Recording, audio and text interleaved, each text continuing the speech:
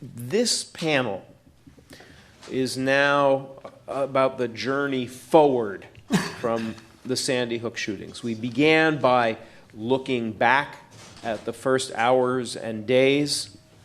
We walked through the experiences of one victim family. We've asked some very hard questions about social media. And now we're at that place, as journalists we sometimes find ourselves, where we're looking to figure out what the deeper and bigger questions are. How do we begin to investigate? How do we begin to find out about perpetrators? How do we begin to delve into some of the social issues beneath the surface of a horrific event?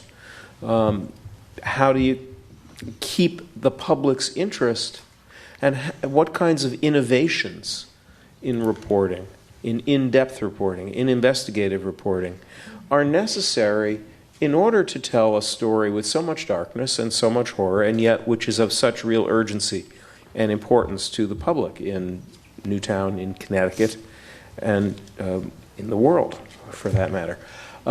So, briefly, to introduce the panel, and then I'll sort of sit down and join. On my immediate right, your immediate left, is Alaine Griffin of the Hartford Courant. Alaine, get the official biography out. We've known each other for a long time, so I feel like I don't need to read it, but I want to get it. I want to get my facts right. Alaine is a reporter at the Hartford Courant. She's been at the Courant since 2000, after working as a journalist in New Haven, in Florida, North Carolina, and California. She's won news and feature writing awards from the Society of Professional Journalists and New England Associated Press News Executives Association. She's also served on the Connecticut Judicial Branch's Public Access Task Force, charged with examining the openness and public accessibility of the courts. She also teaches at Southern Connecticut State University. Alaine is here because, among other things, she reported on Adam Lanza, on the shooter, and was featured in PBS Frontline, as were her current colleagues. Next to her, Jim MacMillan.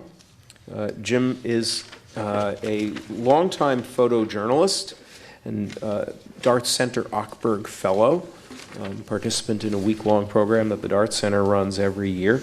He's also, if his bio is here, and again, I want to get it right. Where are you, Jim?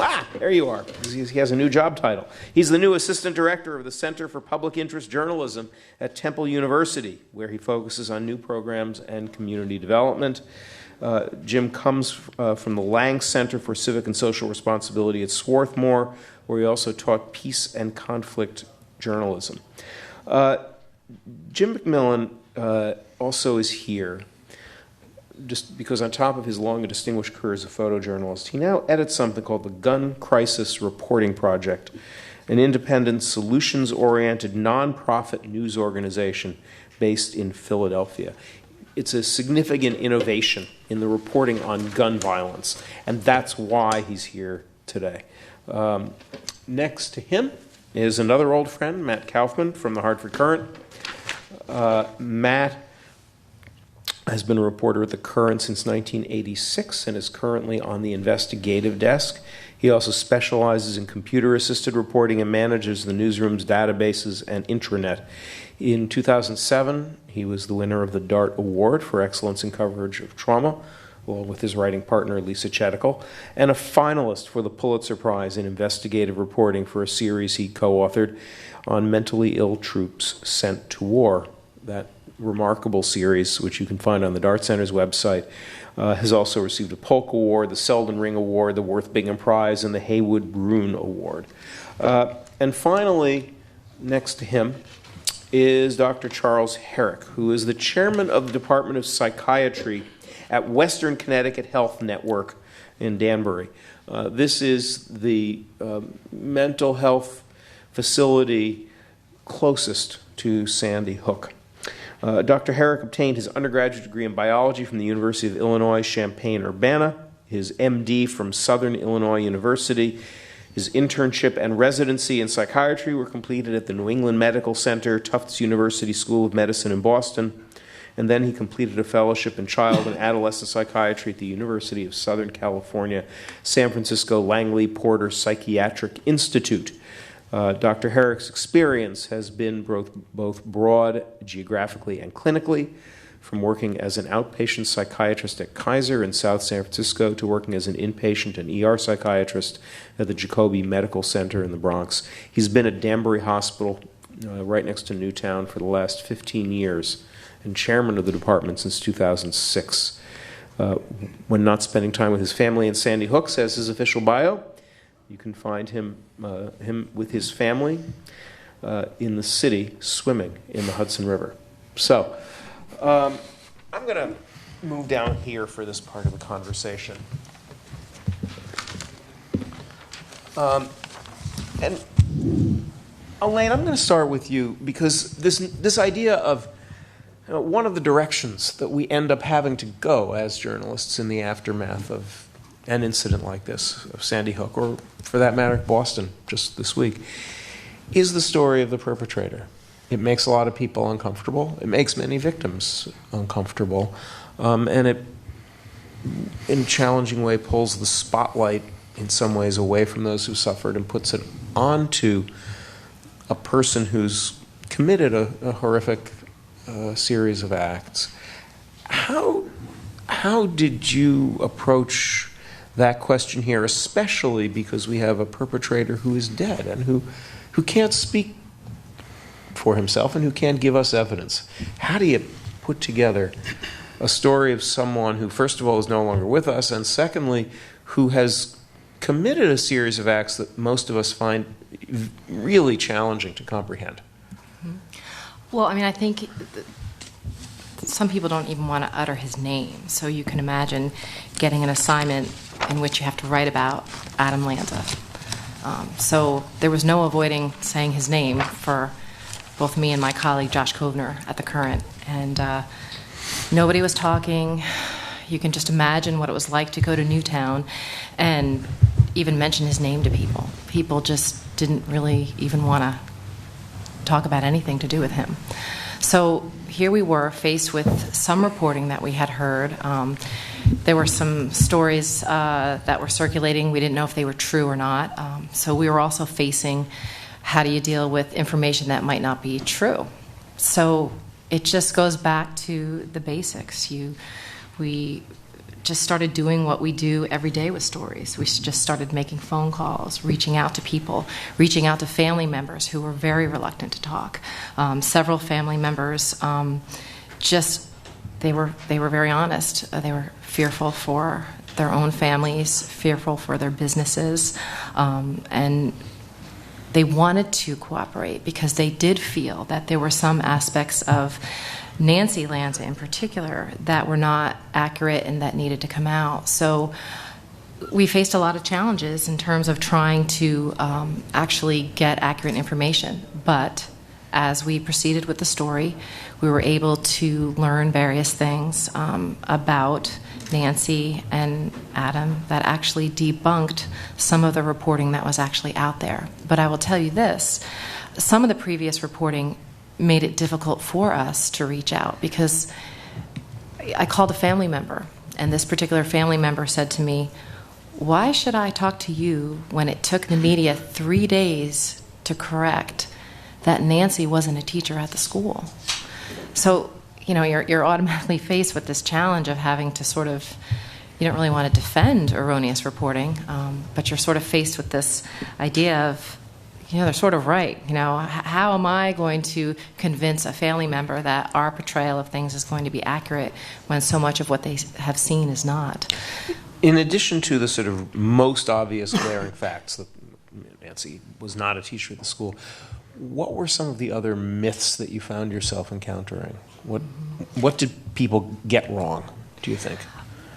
Well, I get the sense that there was this whole idea of her as this doomsday prepper, that she was out there stockpiling arms, and that she was concerned about an economic collapse. And we didn't find that to be true. We did learn that she did purchase firearms, that she did a lot of shooting. She was a New England farm girl, and she learned to shoot at a very young age. She grew up on a farm, and in addition to her own history with firearms, she introduced them to her children. And when she introduced firearms to her oldest son Ryan, she felt that though Adam did have his issues, she felt that she didn't want to have Ryan a part of that culture and not have her other son a part of that culture. You know, whether you agree with it or not, that's sort of was her thinking. Why should I let one son do this when another one doesn't? You had to make some interesting choices in actually how to tell the story. It's not just what you find out, but how you tell it. Talk a little bit about that. Yeah, that was, when two writers want to write, that can be somewhat difficult. But I don't know how many of you watched the Frontline episode, but that was very new for Josh and I. I've known Josh for 18 years. We've been reporting together for a long time. And when we knew that there would be a Frontline camera in the back of the car, that was something that we definitely, I can say we weren't very comfortable with it. When you're negotiating phone calls for a sensitive story, as all of you know, for lack of a better way of describing it, it's sort of like brokering a deal or trying to convince someone to talk to you. And we didn't want a lot of that kind of behind the scenes on television. So, we had these cameras following us at all times, in addition to trying to report this story for the Hartford Courant. So what we ended up doing is we did all of that reporting, and then we sat down together and sort of unfolded the story of what we were able to find out up until our deadline of what we knew about Adam and Nancy. After, one other thing, and then maybe we'll move on to guns, but this is important. Often after a mass shooting or another mass casualty event, police, law enforcement, all kinds of agencies will spend a lot of time interviewing perpetrators, trying to find out what makes them tick. That's going on right now in Boston, right? Where one of the suspects is being interrogated probably right now. Adam couldn't do that, obviously. So you, in a way, are now the public's, anyway, you're the public's forensic examiner of this guy. You have to come up with an understanding of who he was and what happened. How is your understanding different of Adam Lanza? How is your understanding of him different from when you began the story? And how do you now understand, to the extent that one can, what happened leading up to December 14th? Well, I think the reports from my colleagues, from sources that have shown that he had this sort of fascination, if you will, with mass killing, I think that definitely painted a pretty big portrait of what type of person he was. One of the things that Josh and I wanted to really get to the bottom of was his education, and the things that sort of led him to be, he was in school and he was taken out of school. Everything Adam Lanza started, he didn't finish. And his mother was a definite big part of that. He was in and out of school, even when there were some high school officials that said he seemed to be doing well. All of a sudden he's yanked out of school. And, that's one of the things I definitely want to find out eventually, is what was that led him to be taken out of high school, because there were several people that felt that he was doing pretty well there. And, I guess for a lot of people, understanding Adam Lanza is sort of the one thing that everybody sort of wants to know. And the one thing I learned from this project is I've covered a lot of cases where the cases go to court, and I never realized before how court and the discovery that comes out of cases can be such a crutch to a reporter. If Adam Lanza was taken to trial, we would be learning so much more about him. I covered a very big case in Connecticut. It was the Cheshire home invasion case in Cheshire, Connecticut, and I covered the trials of both of those killers, and we learned so much about them in court. And to me, now we have this Adam Lanza. He'll never get taken to court. He won't have an attorney. We'll never really know everything we do need to know about him. Not that we ever find out everything, but it is a challenge to sort of investigate this this ghost. And we may come back to the Cheshire case because, another very emotional, very public murder case. But let's now go to another aspect of this, which is guns. One of the challenges for all of us as reporters is how to keep attention on a difficult issue. Public attention is there when there's been a mass shooting, but then it fades away. And one place where there is a massive amount of gun homicide is Philadelphia. Jim, you have a project that's designed to address that, and that's a kind of new way for journalism to go about this. Talk a little bit about what you do and where you think it leads you about journalism and guns and what needs to be done. Thank you, Bruce, and thank you for having me, and thank you to everybody that made this happen, first of all, and everybody who's participating. The Gun Crisis Reporting Project, when you introduced me, is a nonprofit, solutions-oriented, and believe me, it's nonprofit, digital journalism community, almost, in Philadelphia. And we launched about a year ago, a little more than a year ago, and I could go on about all sorts of metrics and traffic and communities we serve and other services we provide. But really, we're filling a gap in reporting it's just really, frankly, an enormous reporting opportunity. I'm so reluctant to try to define Philadelphia at this forum. It's been a struggle for me all day. Nobody's trauma or loss is more legitimate than anyone else's. But the situation in Philadelphia is very different. A LaSalle University criminologist pointed out not long after Sandy Hook that 99% of the gun violence in America doesn't involve mass shootings.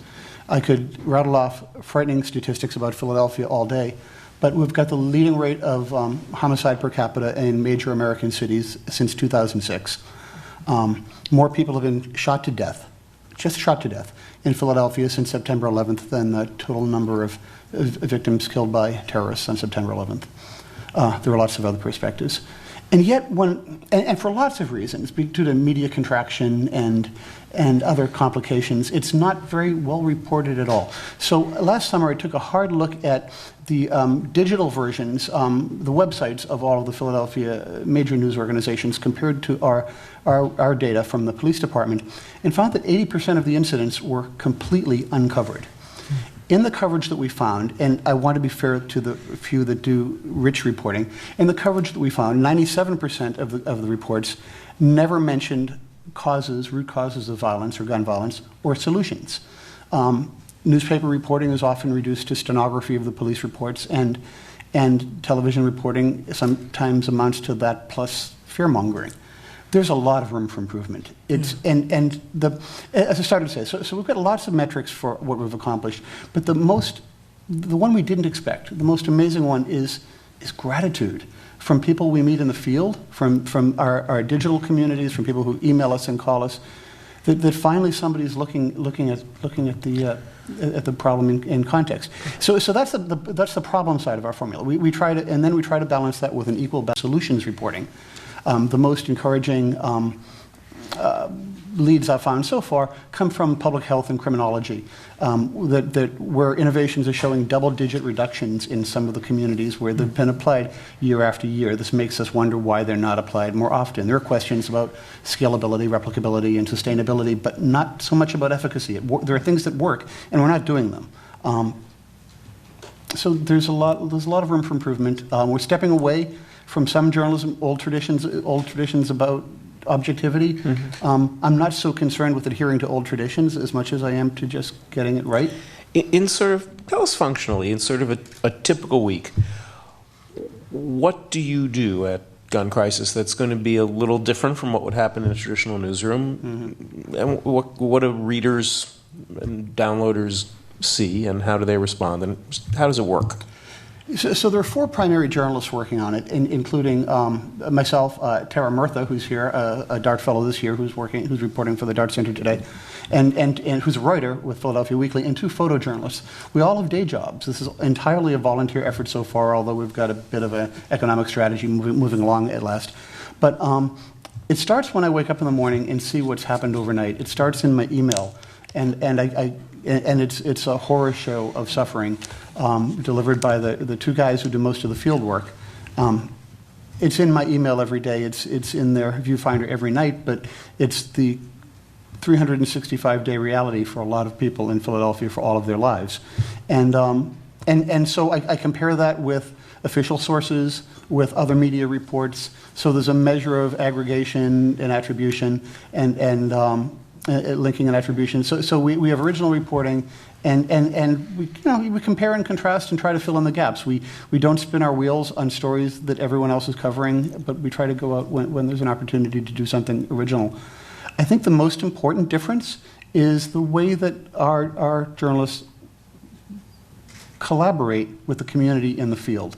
And it's very much an offshoot of the DART ethos of even though Tara and I are both I'm a former Opera fellow and Tara's a current fellow, it's rubbed off on the others. And they'll start rather than, well, I should put this in context. I come from this old tradition that Brad Cliff talked about this morning. I've done things, I've made mistakes due to competitive pressures. I haven't always treated people well. But what we've learned is that if we consider our responsibilities to everybody we cover, it also results in, I think, better journalism. And so Joe, one of the guys who's in the field most of the time, will more often just start by walking up and expressing his condolences, explaining what he's doing, why he's doing it, and asking if they agree that it's a good idea. That's the best case. That's the best practice. It's not like that every day, but that's what we strive for. And the response has been enormous. So then we're invited back to memorials. We're invited to follow the chronology of stories, rather than that sort of hit and run reporting, which frankly has employed photographers for most of my career. That's the ecosystem I came from. Okay, Matt, Connecticut, where several of us at this table hail from, most of us, was the birthplace of the gun industry. And in the aftermath of Sandy Hook, you've been looking at guns in a new way. Talk a little bit about sort of how you began thinking about this and where it's taken you. Right. Well, at the Courant, obviously, we were, tasked with covering everything that moved related to Sandy Hook and trying to understand it, both in an immediate sense and then in a broader sense as well. And obviously, there was a significant debate over guns, over gun violence, over access to guns. So I was asked to sort of look at kind of the cultural divide there. And it's an important story to tell. And if there are journalists, in the room here, one of the things I'd advise is to really understand the cultural divide over guns. I mean, if I were to ask for a show of hands here of, who thinks the First Amendment is critically important to our democracy, I suspect I'd see lots of hands go up. And if I were to ask, so we're in New York, if I were a state legislator and I had a bill introduced that would, outlaw pornographic images involving people dressed up as nuns, can I get your support for that? All the hands would go down. And the question I'd ask is, are you seriously telling me that if we ban, nun pornography, that the very next step is you're not allowed to criticize your government? That sense of, yes, but it's just off the table. We're First Amendment absolutists here. We don't even have that discussion. That very same passion exists among a very large swath of this country with respect to the Second Amendment. That there are some who really do believe that politicians do ultimately want to take their guns away. And some politicians have said things sort of along those lines. But nevertheless, I think journalists that probably, tend to not have a lot of familiarity with firearms, it kind of in this very divisive issue. I think, me personally, maybe because I've spent a lot of time with it. I think it's more divisive than abortion. I think it's more divisive than equality for gays and lesbians. This is a nation cleaved into people comfortable with firearms and people not comfortable with firearms. And it's so difficult that we're talking about an object that is the ultimate offensive weapon and the ultimate defensive weapon. And it makes it sort of hard to kind of move the debate past. But, for, maybe not for everyone, but for the millions of people who said, boy, if Sandy Hook doesn't get these gun nuts to change their positions, I don't know what will. There were millions of pro-gun people saying, boy, if Sandy Hook doesn't get these gun grabbers to change their positions, I don't know what will. And it really is important as journalists, if we're going to cover this debate, to understand that divide. So, I dove in, and that 10-minute rant shows you And you dove and found yourself swimming where? We originally thought of looking just at the divide in Newtown.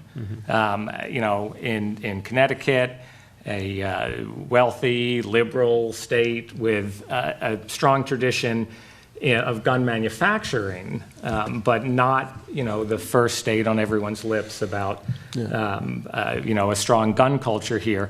In fact, several months before the shooting, there had been a debate in Newtown about sort of unrestricted outdoor shooting that was seen as the kind of a nuisance by a lot of people. They drafted some legislation that would just sort of put some limitations on when literally you could go out in your backyard and fire off, semi-automatic weapons. And there was a huge backlash among people in Newtown about that, saying, what don't you understand about shall not be infringed. It was seen by a number of people in Newtown as a Second Amendment issue. We ended up kind of broadening it to the divide in Connecticut, to the divide in the U.S. And what we found is, as much as there were people who very much wanted to make this any sort of demographic divide, this is about the South and the mountain states versus the coasts. This is about more educated people versus less educated people. As the wealthier, this divide exists everywhere, very much in our state. If anyone was watching the debate in our legislature over gun legislation, thousands came out on both sides to support extremely passionately about this issue. And really, I found it really educational, just how strong that divide was everywhere in the country, including in Connecticut. And with an issue this volatile and emotional under any circumstances, let alone in the shadow of one of the worst killings in American history,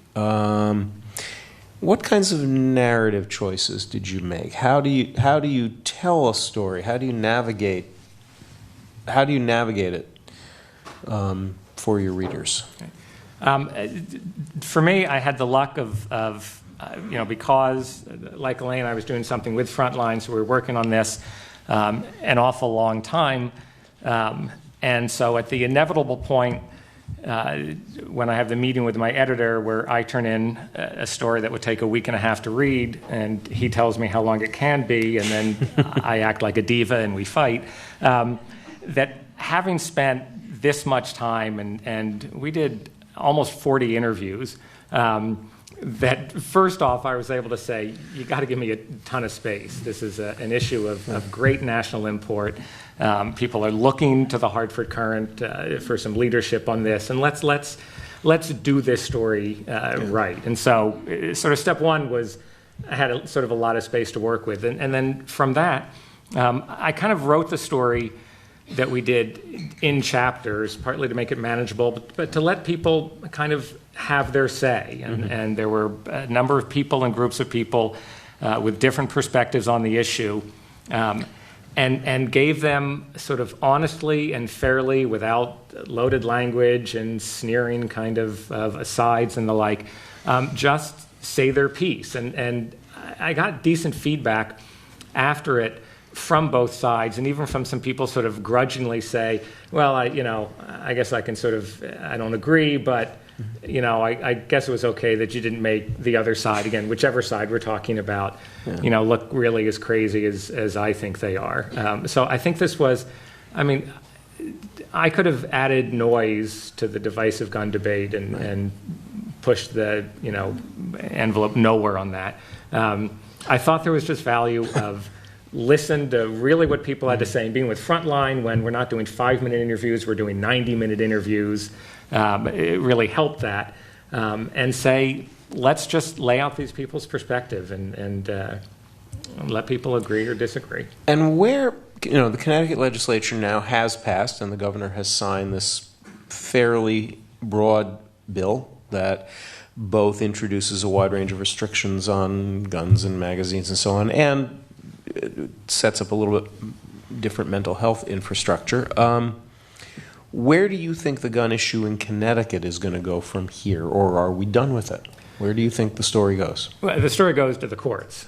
That we will see challenges to our laws. There's certainly a number of pro-gun people who are sort of looking for a good test case, be it New York's law, Connecticut's law. I will tell you, most states that have passed legislation after Newtown have passed legislation enhancing gun rates, making it easier to get a gun, expanding the number of places you can carry a gun. To the extent that there was a Newtown effect on gun legislation, it is not the way many legislators thought it was going to go. But in terms of Connecticut, the courts will decide whether under a couple of the Heller decision, the McDonald decision, the Supreme Court that kind of set the parameters for the Second Amendment, whether these laws are too great a restriction under the Second Amendment. I suspect these specific restrictions will hold up under the current court's decision in those cases, but it's definitely going to court. Okay. Dr. Herrick, let's change the focus a little bit to mental health, which Matt brought up, but it's striking how much mental health themes are threaded throughout this story, from the question of Adam Lanza and his life and motivations and acts, to the challenges facing survivor families and the Newtown community, and Connecticut's mental health system and peer mental health first aid and so on. It's called for in the new bill. As a clinician, as a psychiatrist who has worked closely with the Newtown community and as someone who's active in the state, what stories do you think need to be told? What issues need to be illuminated in this next phase of searching a little more deeply around Sandy Hook and the events of December? Well, let me first start by saying, getting back to what was said earlier today about the speed with which information is driven to us. We don't even receive it anymore. It just comes to us. Yeah. And the amount, just the sheer mass of information. I was talking to Pat Lodra earlier today, and I had 1,300 emails in the first week that this happened. She had 28,000. So just the amount of information is so overwhelming, it's hard to sift through it. And I think if there's anything the press really should be responsible for, it's sifting through that information and helping the public be informed to know what information is really critical. Because what is the point after all? I mean, it's not just a voyeuristic thing, but it's meant to not only inform but hopefully change things for the better. Mm-hmm. With respect to mental health, I was at a dinner party Christmas Eve, and a friend of mine said, obviously the guy was crazy, and I said, I don't think so. And he looked at me like I was crazy. Like, how could you say that? Oh, but you're a psychiatrist, so he paid lip service to my credentials, but otherwise, he felt that there was nothing I could say or do that would ever change his opinion. Mm-hmm. And I think this idea of mental illness in the press has been perpetrated. I think the Courant ran an editorial shortly after the Boston bombing suggesting that here's another example of a need to address the mental health system, which was interesting because ultimately the decision, ultimately it appears that this was a terrorist act, but I really wanted to see this also as a terrorist act. Insofar as it is a rare event and yet it draws a tremendous amount of attention, and that's exactly what terrorism seeks to do. And people may have mental illness, but just because they have mental illness does not mean that is the reason for why they do what they do. I mean, they still are people, first and foremost. They still have hopes and dreams and desires. They want to be famous. They want to be on stage. So I think that bringing up the idea that it's mental illness stops the conversation. And it really doesn't allow us to move forward and to understand better what the problem is. Because I see it as a larger problem in society.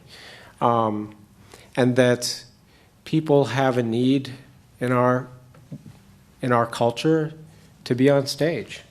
And we celebrate celebrity independent of how one gets there. And I think that in some ways that's hijacked what we really intended in terms of our ideas about becoming famous by doing something, doing good works. I think the press talks about mental illness in two ways. They talk about mental illness as a euphemism for evil. And this is very common. We all use it. I use it. It's reasonable and expectable, and we shouldn't make anything more of it than that. But the press also, the responsible press also talks about mental illness. And when we talk about evil, we talk about he's the guilty party.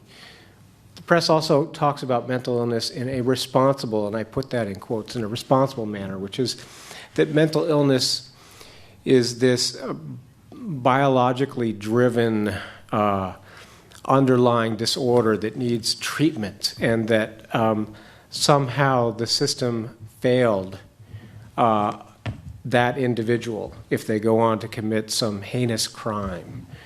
And there are nice, clear borders to the idea.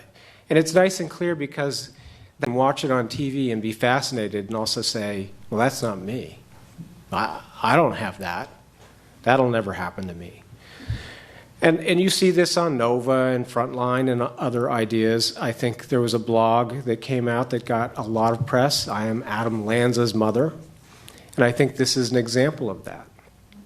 But the real world of treating the mentally ill, the world that I deal with, is a very messy world. There are no clear borders. There's no division between mad and bad. And that's lost. And in that, there's no blaming the system. There's no blaming the individual. We just feel guilty. The people who provide treatment to these individuals, and I speak firsthand, but I also speak for my colleagues, when something like this happens, there is a tremendous amount of guilt that is experienced by those who are treating these people. And it's frightening. Whether or not he had somebody treating him, my first thought was, oh my God, I feel bad for this guy if he's caring for this person. Because it's impossible to be able to predict these things. As much as we like to think, well, if only the system were better, we would be able to identify these individuals. Do you know how many college students in the last year have had homicidal ideas? 70%. 70% report homicidal ideas in the last year. What do we do with that? So you have to put it in context, even if they have mental illness, to be able to understand really what motivates them. And getting more information isn't necessarily going to give us the answers. And just by way of example, think about Adolf Hitler. Ron Rosenbaum, I believe is a journalist, wrote a book explaining Hitler. And he discusses all of the different reasons why Hitler may have done what he did, the Holocaust. And there is no clear answer. And we have more information on Hitler than we have. He was probably the most transparent public figure that existed. And we still don't know ultimately what drove him to do what he did. And there's still debate going on. So I'm not sure that getting more information about Adam Lanza is necessarily going to ultimately solve our problems. Mm-hmm. Now, one final thing in terms of the press and the recovery of Newtown. We're not the same people in public as we are in private. And when we're in front of the cameras, we tend to exaggerate our pluses and minuses. We like to please. And if we think that people are looking for us to be a victim, we will play that up. If they think we're looking for us to be the hero, we'll play that up. It's not conscious, but it's there. And I think the attention that Newtown has received by the press has magnified that impact. And I think ultimately it slowed the recovery of the town. Mm-hmm. Let me push you on one thing. You've now been doing clinical work in Western Connecticut for a long time, and Danbury for a long time. You know the community, you know the system, you know its flaws and its strengths.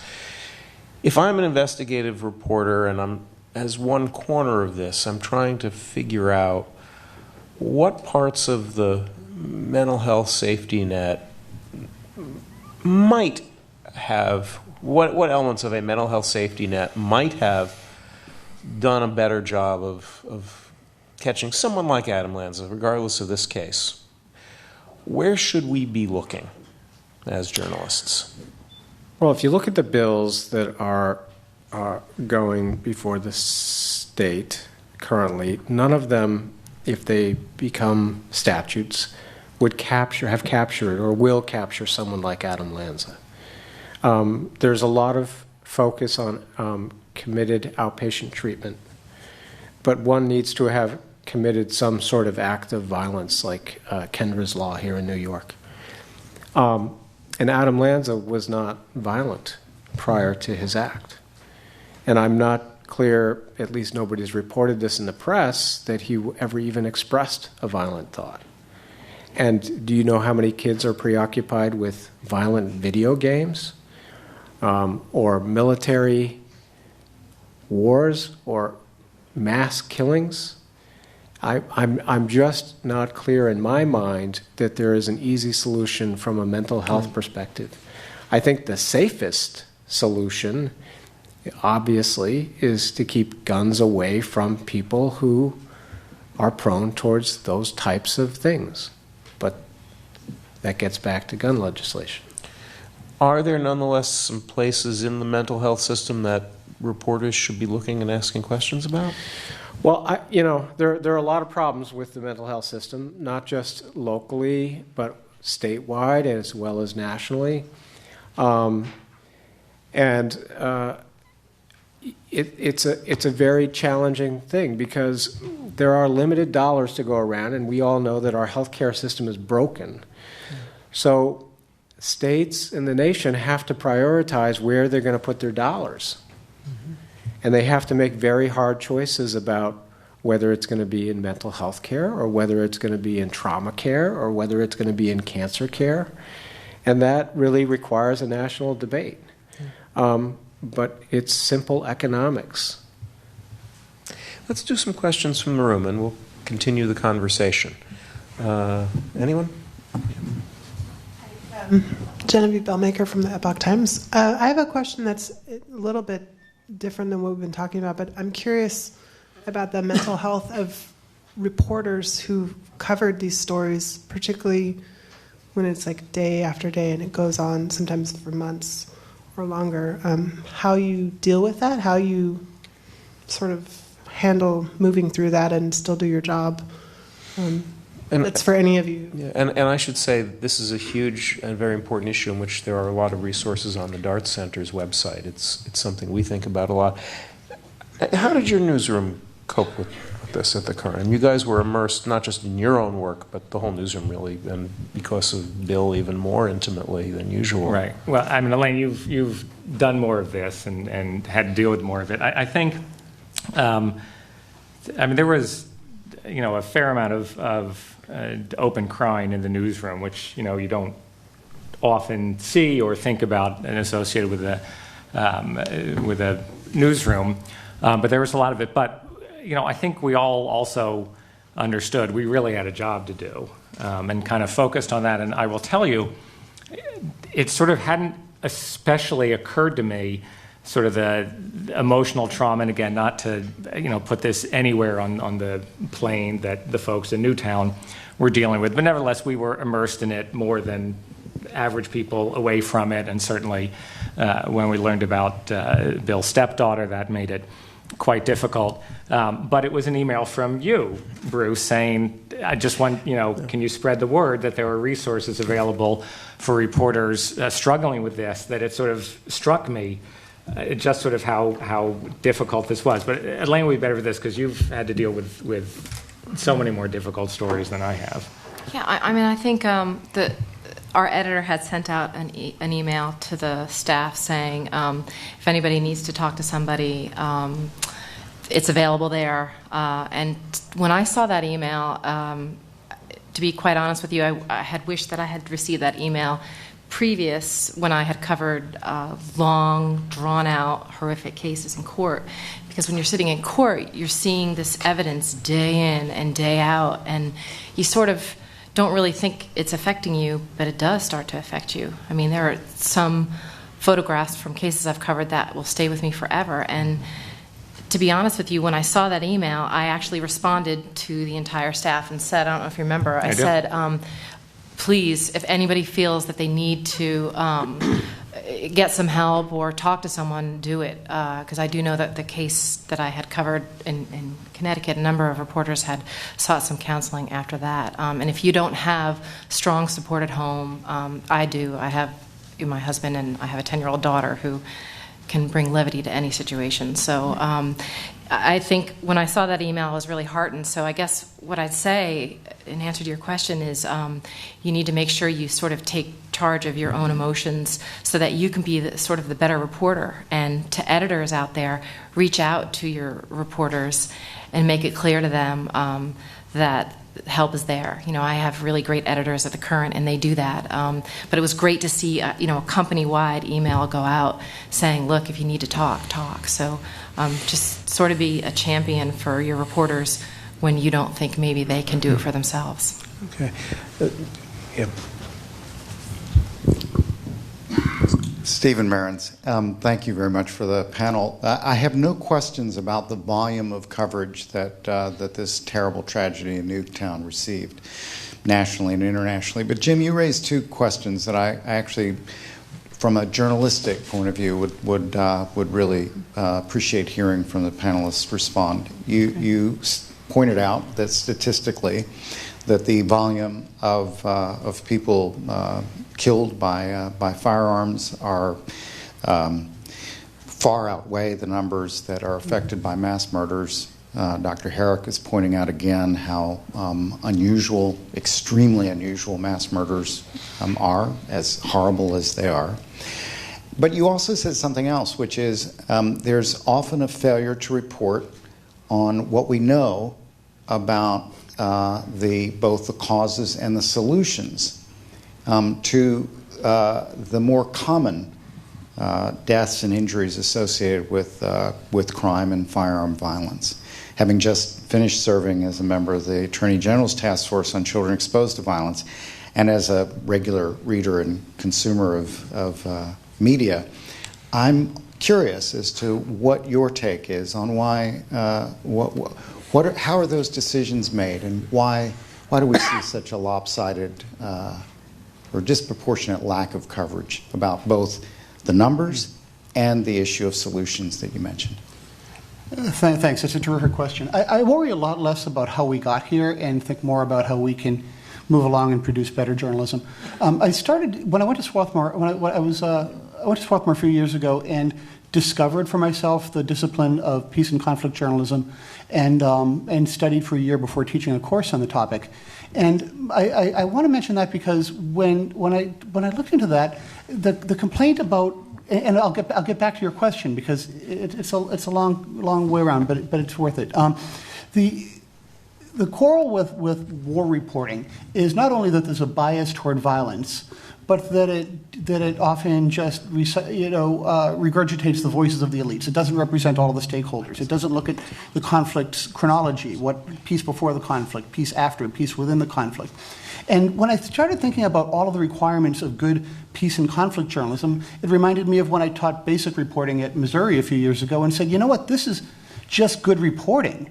That if a student went off to cover a school board meeting and only had a quote from the president and not the teachers, or didn't talk to the students or the neighbors or bus driver or whatever was appropriate to the story, that's about a C in journalism school.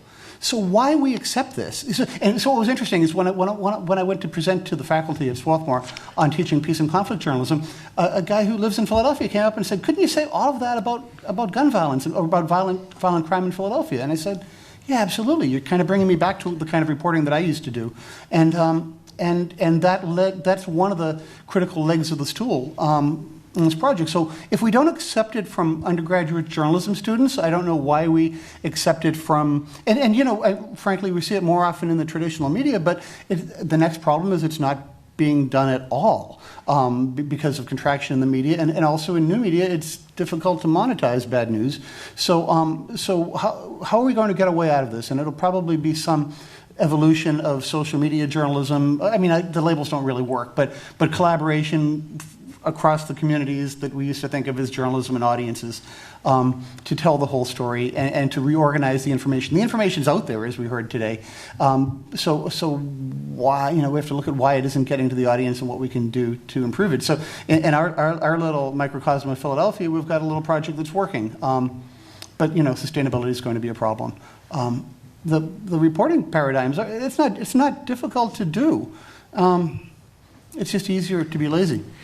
I think there may be something else, too. I'll just throw something into this, and I wonder if any of you have any thoughts on it. It does seem to me that our definition of what's news, handed down for the last 150 years, often has to do with what's big, with what's new or different, with what's least typical.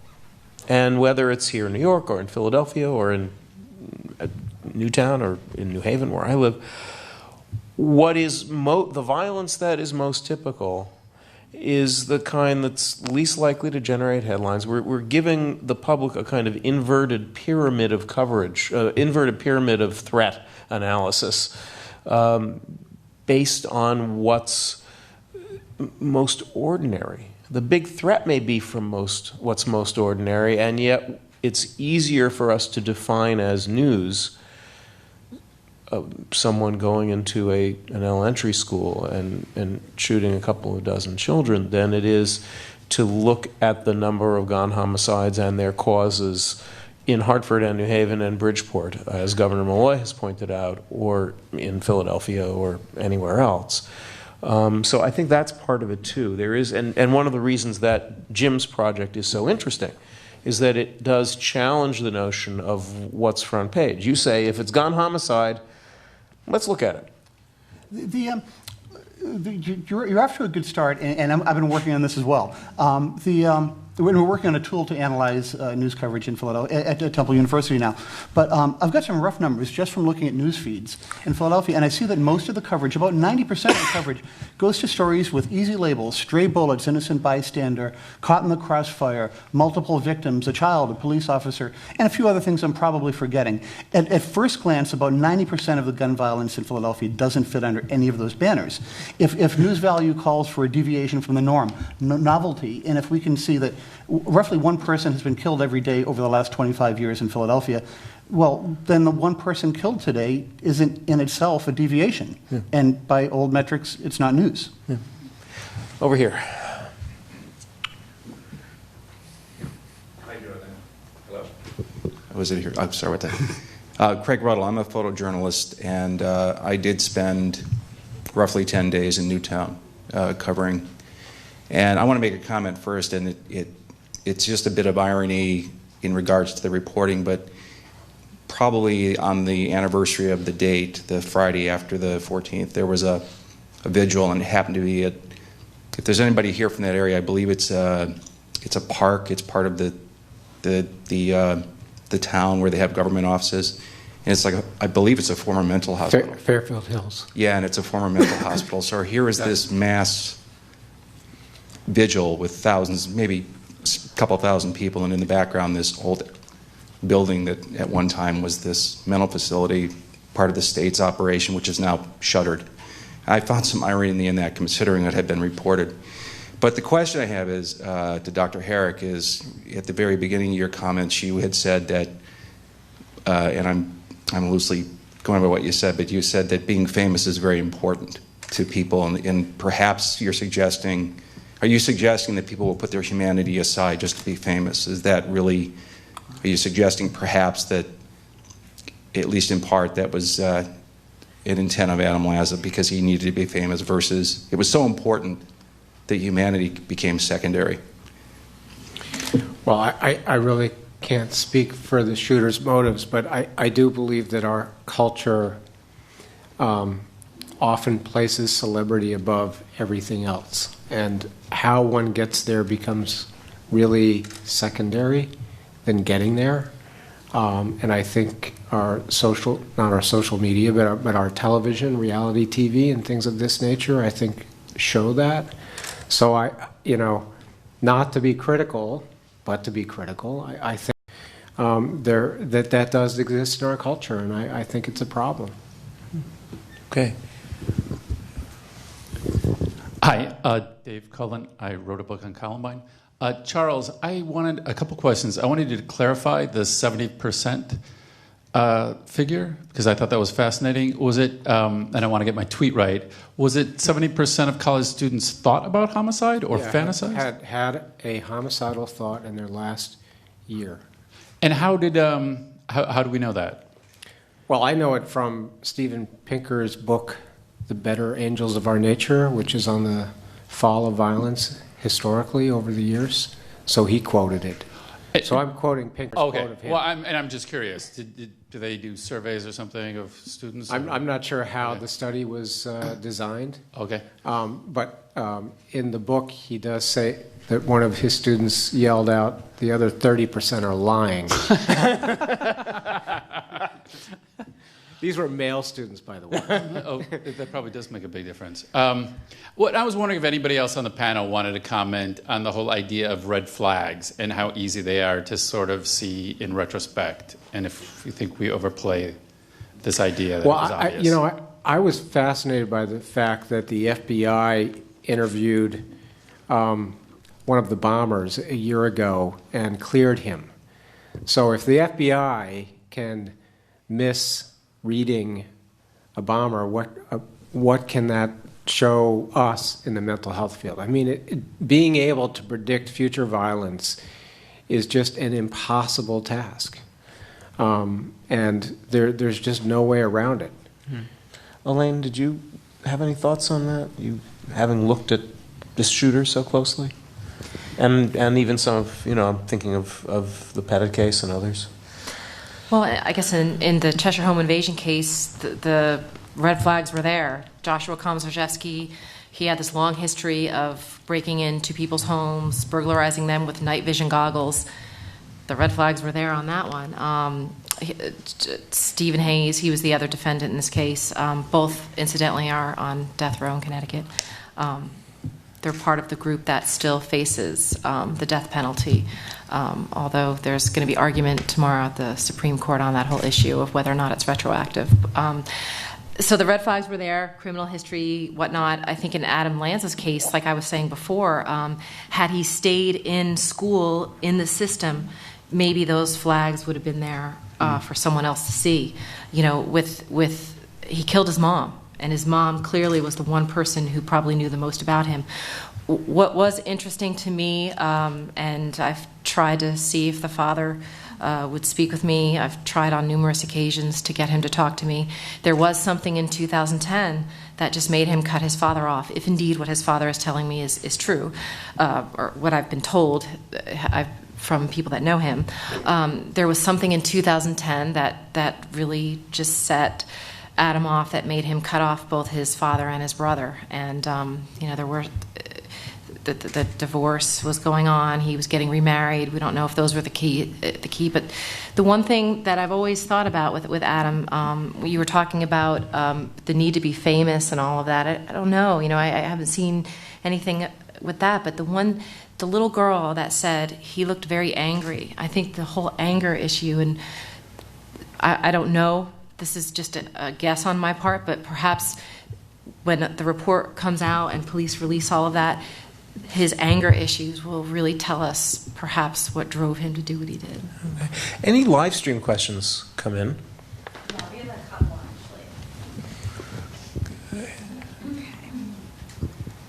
actually. From live stream, Monica Rogers wants to know, as a culture, what are 3 things that the doctor would recommend we do differently, such as no video games or parenting differently, that kind of thing? Doctor?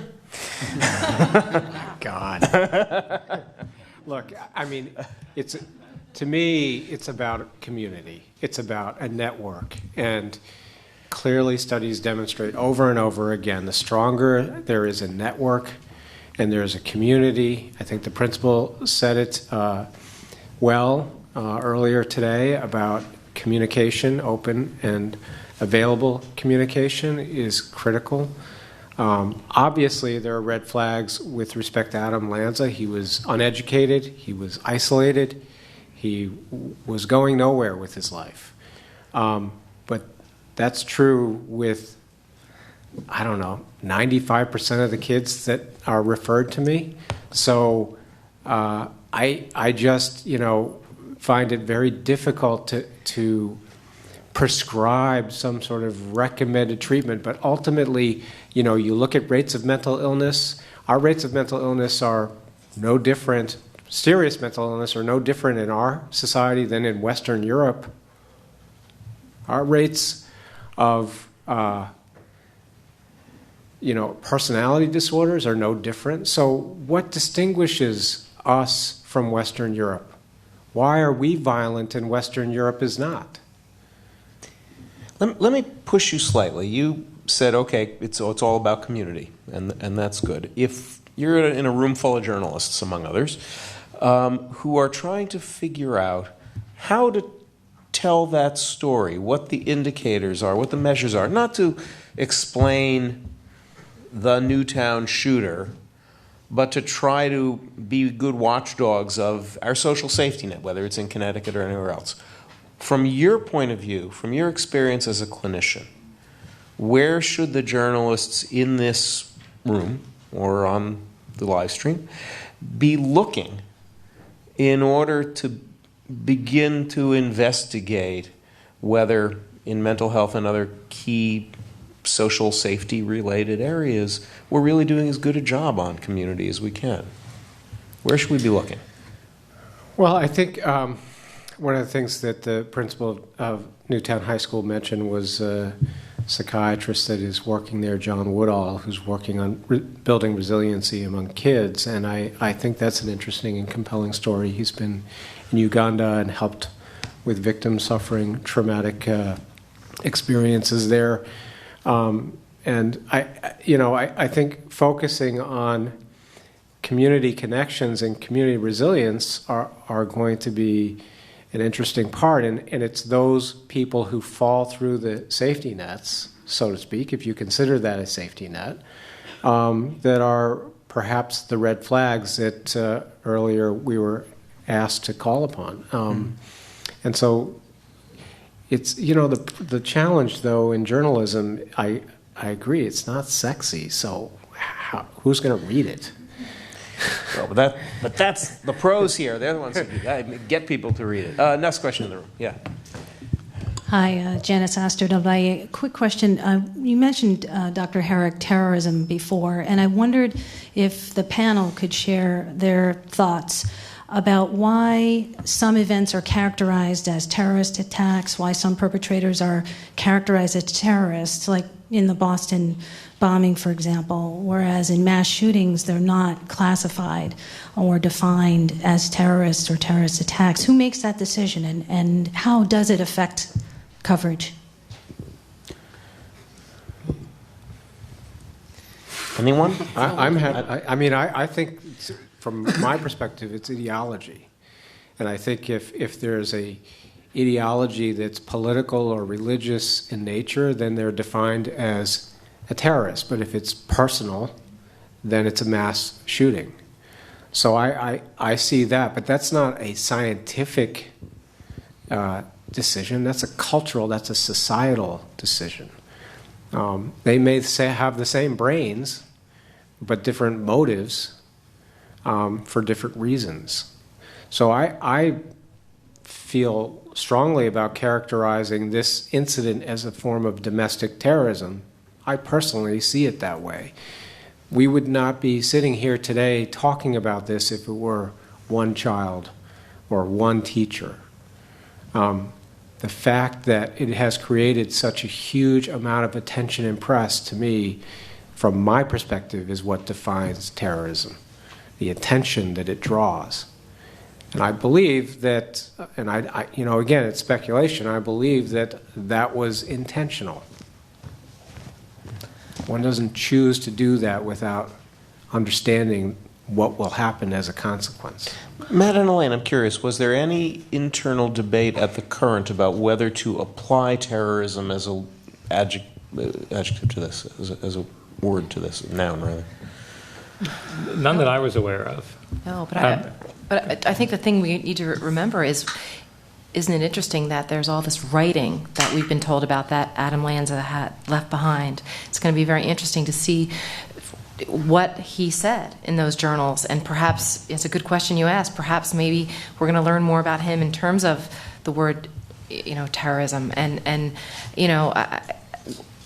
it's not just the press response when in dealing with terror. It's also how schools and towns have reacted too, because It's a really good question you asked, because schools now are doing lockdown drills all across Connecticut. Some are considering hiring armed guards at their schools. So yes, I guess it really is a good question for a newsroom. And some of it may go to intent. I mean, if was there an intent to create lasting fear? And I sort of think that's one of the key components of terrorism. It's fair to assume in a 9/11 type thing that was not let's try to kill a couple thousand people. It's let's try to damage this society going forward. And we don't know from Sandy Hook. I think the initial assumption was it was a troubled kid who said let's kill a lot of people. And maybe we'll know later. Was he thinking about the lasting impact, and was he hoping to leave that impact in terms of what schools are now doing, what legislatures are now doing?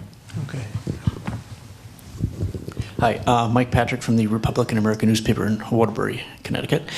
This is a question for Dr. Herrick. You had mentioned earlier that labeling crazy or mental illness, or using that as an answer to why someone did something like what happened in Newtown, tends to stop the questioning.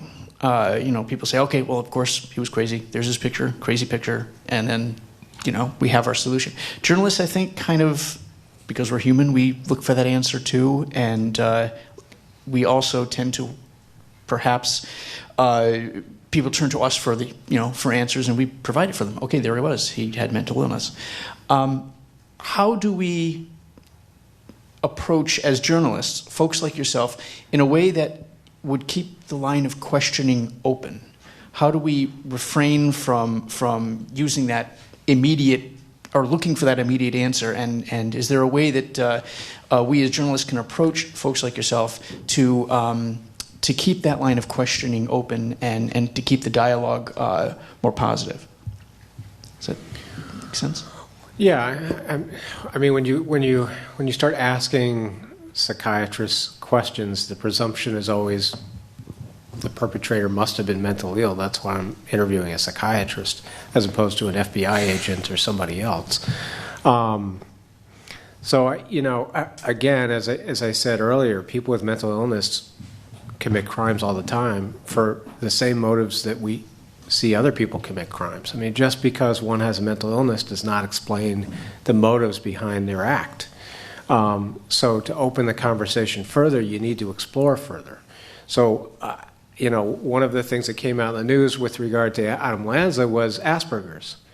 I can't tell you how many clinicians got phone calls from anxious mothers because their children had Asperger's.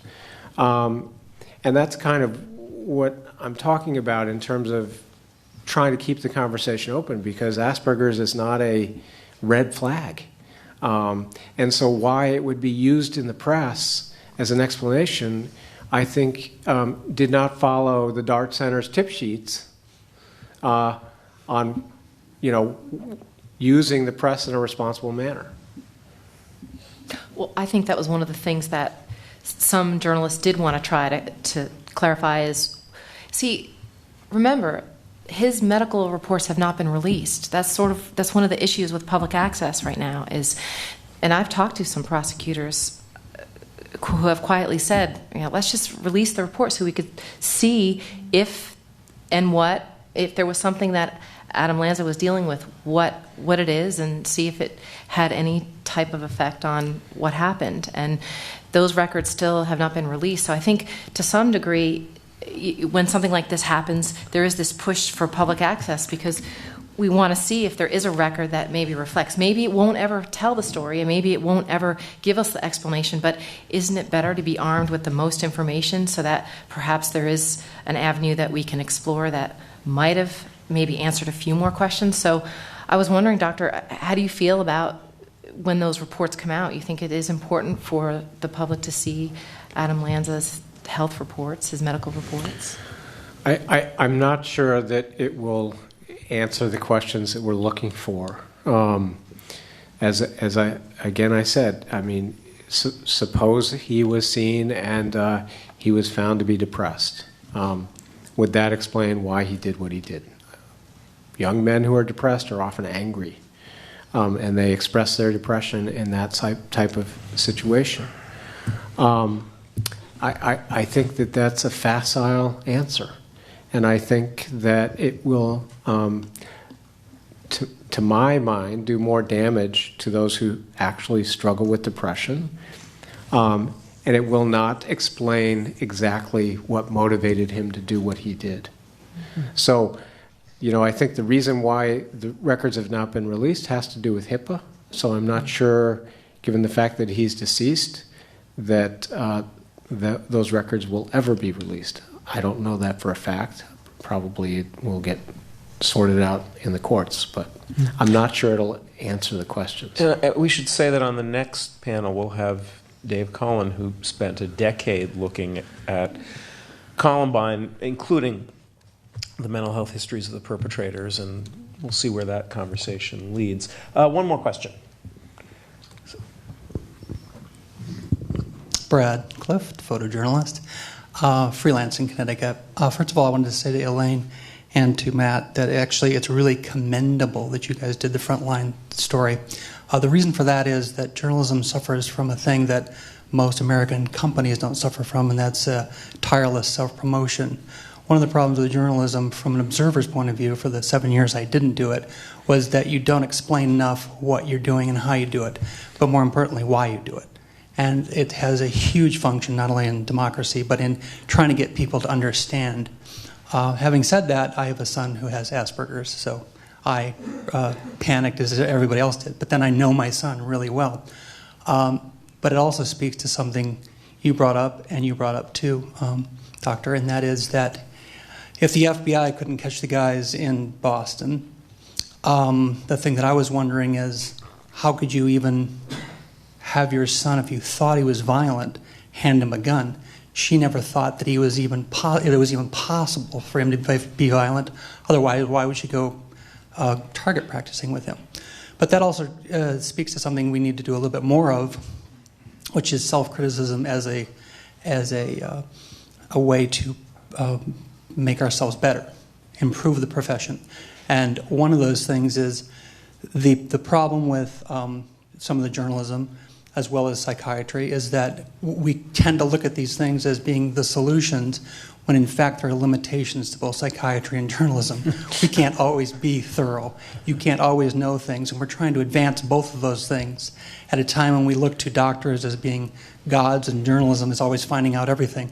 The fact of being a journalist for 35 years, what I discovered is we know about maybe 10% of what's going on in government, or maybe we got to the tip of the iceberg that's going on below the criminal justice system, or what's going on with criminals, or what's going on with corruption. We very rarely get to the bottom of any of that stuff. So we're talking about limitations here. Psychiatry is not a panacea for everything, and journalism doesn't explain everything. We're lucky if we can explain anything. So those are some comments that I wanted to put out there. And like I said, with my son, I was thinking the same things, but it also brings up something really, really important that I would look into if I was doing research in psychiatry, and that is there's a bigger issue here of fitting in, and that is an American thing. It's probably a societal thing in all societies, probably even bigger in Asian societies, and that is if you reach the age of 19 or 20 and you have no place to fit in and you're not part of this, whether it's immigrants coming in or whether it's a young man who has Asperger's or autism, if you don't fit in, then what does that mean for the rest of your life? And are you hopeless enough at that point to do something really violent because you're really angry that you don't fit in, especially in a society that even now more makes you want to fit in?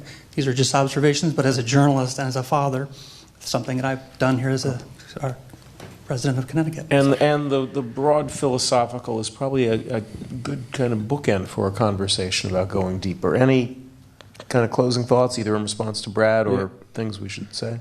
You give psychiatry way too much credit. And I agree, and this gets back to the idea of community and connectedness, because if you can identify those kids early on who are not fitting in, you can get to know them better and help them to find a community to fit in. You can get them a job as reporters. You can get them a job as a reporter. Exactly. Brad, picking up on what you had said about the profession maybe not doing a very good job of sort of explaining what it does, I have been thinking of late that we sort of need to rethink the role of journalists, not remake the role, but rethink the perception of the role of journalists. There were two things that sort of led me to this. I was watching right after the bombing in Boston. I was in Florida. I was in the back of a car looking at sort of shaking video on my iPhone. And right after the blast, there was what appeared to be a professional photojournalist, based on where he was, a videographer, sort of very quickly moving toward the blast. And within 30 seconds or so, a police officer shoot him away. And I thought, what a stupid idea that was. I mean, you've got a very active crime scene. You've got someone capturing it professionally, and you're going to shut him down, or she, as a member of the media. And that struck me as odd. And then I was on a panel a few weeks ago with the Connecticut Daily Newspaper Association, and someone there had asked, did we really need to have that many journalists in Newtown? Couldn't we have sort of cut them a little break there? And do we need that many satellite trucks? And I thought from that, and the impact that had on the town. And I imagined the scene at the firehouse immediately afterward with these terrified parents and terrified children. And you had scores of police officers there with semi-automatic or fully automatic weapons. You had unknown numbers of police cars. There were helicopters in the sky. And all of that must have been scary and traumatic. But nobody would say, God, do we really need that many cops on the scene there? Could you put the helicopters away until the kids don't have to see it? I mean, everyone understood that the police officers had a role to play there. And I'd make sort of a modest proposal that in a tragedy like this, the media has a role to play as well. And it is an unpleasant role and sometimes a difficult role and a role that is going to upset people. But I sort of put this modest proposal out there that journalists ought to be seen to some extent as first responders as well. And it's not purely a voyeuristic thing. I mean, there are people we know all over the world who had, deep and authentic concern for the people of Sandy Hook and what had happened there, and also people, certainly it's the case in Boston, who needed information about what was going on there. And the media play a pivotal role in that. So that'll kind of be my final rant on it, that it may be time to rethink and sort of, we need to do our part as well, but to respect the role of journalists in covering a mass tragedy and think of us as sort of just another essential first responder with a difficult job to do. Well, and let me say, maybe by way of closing, because we're out of time, got to land the plane here, that Matt and Alaine, you can watch them doing their job, and as in kind of public explanation of the work of reporters in the aftermath of Sandy Hook, at Frontline's website, right, and at the Current's website as well. The Sandy Hook documentary that features the two of you is there. So, thank you, Dr. Herrick, Matt, Jim, Alaine. Conversation continues. This is set off some huge themes that I think will resonate in our next panel on where the story goes from here. Let's take 15 minutes, come back, take it from there. Thanks, guys. Thank you.